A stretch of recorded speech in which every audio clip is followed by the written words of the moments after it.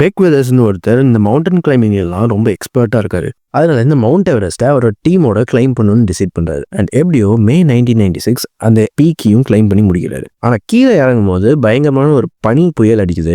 இதனால ஃப்ரீசிங் டெம்பரேச்சர்ஸ்னால அவருக்கு frostbite and altitude sickness வருது. பட் அவங்க டீம் கொஞ்சம் காஷியஸா இருக்கலாம்னு அவர்கிட்ட கேட்ட போதும் அவர் பாட்டுக்கு கண்டினியூ பண்ணிட்டு போயிட்டே இருக்காரு.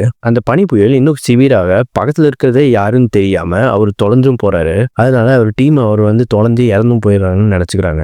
ஏன்னா அந்த பனியில ஒரு நைட் ஃபுல்லா சர்வை பண்றது இம்பாசிபிள். ஆனா ஃபார்ச்சுனேட்லி அடுத்த நாளே அவர் உயிரோட கண்டுபிடிச்சிடுறாங்க. ஸோ அவரை ரெஸ்கியூ பண்ணி பார்த்தா அந்த ஃப்ராஸ்ட் பிரைட்ஸ்னால அவரோட கையையும் மூக்கையும் இழந்துடுறாரு. ஏன்னா நீ இவ்வளோ எக்ஸ்பீரியன்ஸ்டான ஒரு கிளைமர் நாங்கள் காஷியஸா இருக்கணும்னு சொல்லும் போதும் ஏன் கேட்கலன்னு கேட்டபோது ஒரு ஷாக்கிங்கான ஆன்சர் ஒன்று கொடுக்குறாரு. அவரோட டீமே அவரை வீக்கா நினைச்சிடக்கூடாது, தன்னை எம்பாரஸ் பண்ணிடக்கூடாதுன்னு நினைச்சு ரைட்டான டிசிஷன்ஸை எடுக்கலன்னு சொல்றாரு. ஸோ இந்த மாதிரி உங்க ஃப்ரெண்ட்ஸ் யாராச்சும் மற்றவங்க நம்மளை அசிங்கப்படுத்திடுவாங்கன்னு நினைச்சு தன்னோட லைஃப்க்கு ரைட்டான டிசிஷன்ஸ் எடுக்காம இருந்தா அவங்களுக்கு இந்த ரீலை ஷேர் பண்ணுங்க.